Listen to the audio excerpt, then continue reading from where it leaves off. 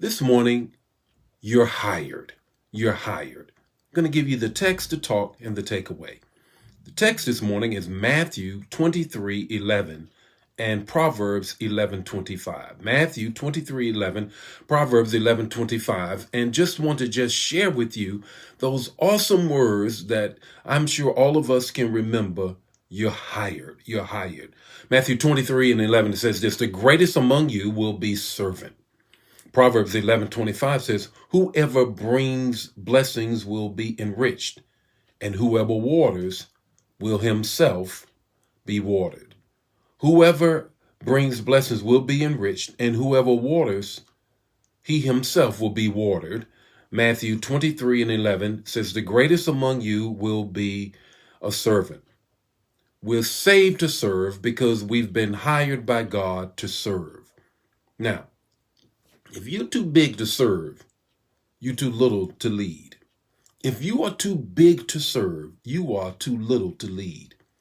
Everybody's out here elbowing their way in church, on their jobs, whatever the case may be, elbowing, trying their best to get into a place where they're leading, not realizing that it all begins with you serving.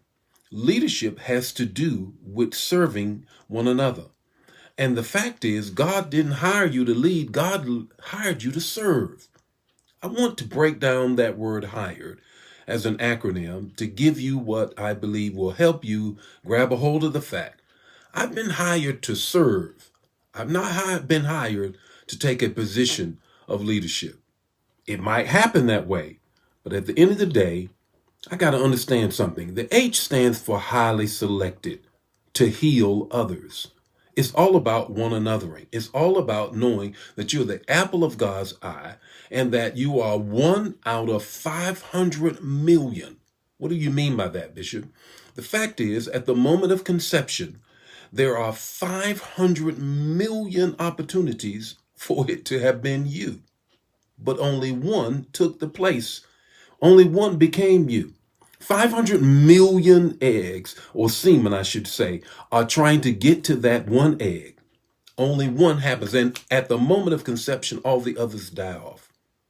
You have been hired by God, highly selected by God to serve others.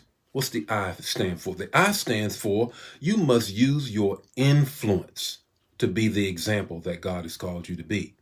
He didn't hire you not to be the example. He hired you so that you might be an example. 1 Timothy 4:12 says that you have to be an example of others. The R stands for you got to be responsible and you got to resist the temptation of pride. 1 Peter 5:9 puts out the fact that you got to resist. And whenever things are happening well in your life, they're so easy to get puffed up in yourself. No, you got to grab a hold of the fact that you got to resist the devil. He'll flee from you. And he's always pushing you to the pride of life, the lust of the eyes, the greed that is happening.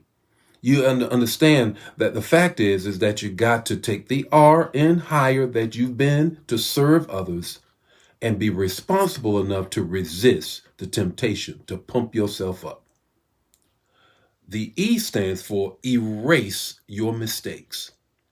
All of us make mistakes. All of us make missteps. All of us have been in misfortunate situations, unfortunate situations. The fact is, you've got to grab a hold of the fact that in Philippians 4 says that I got to forget the things that are behind me.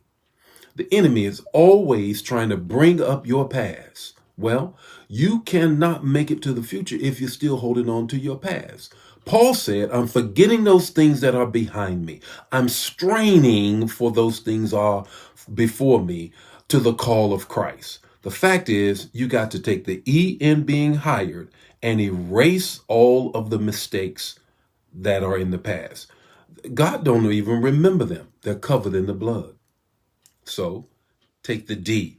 The D in being hired to serve others is you got to be determined. You got to get up being determined. James says that you got to be persistent. Let patience have its perfect work. You have to be persistent enough to want to serve others. As I said at the beginning, if you are too big to serve, you're too little to lead. Leading always has to do with serving others.